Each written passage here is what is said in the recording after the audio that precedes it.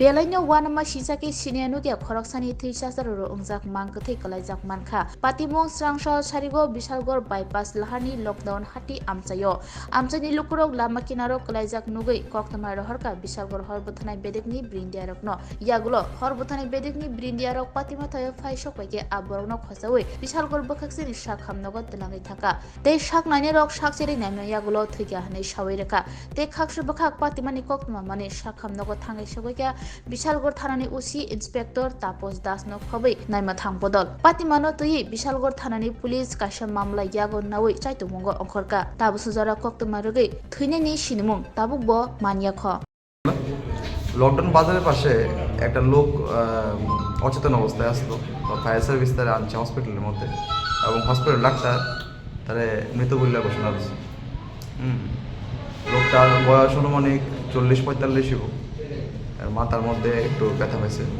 মাথার মধ্যে যে ধরনের চিহ্ন পাওয়া গেছে অনেকে অন্য ধরনের বক্তব্য করতেছে আপনারা কি মনে হচ্ছে? না দেখা তো মনে হইতেছে যে এটা একটা অ্যাক্সিডেন্টাল কেস, হয়তো বা কোনো গাড়ি বা বাইক বাড়িতে গেছে।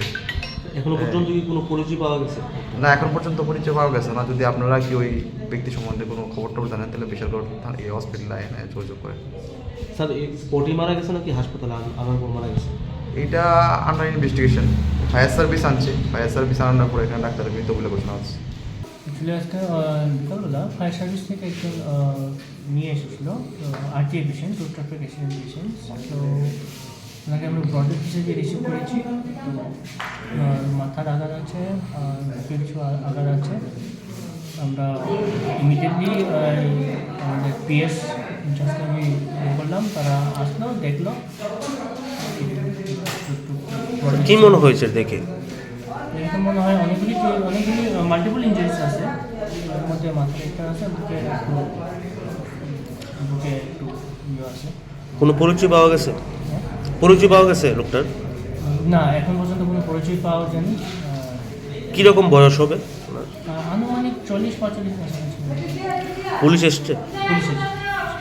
পুলিশ এসে তদন্ত করছে।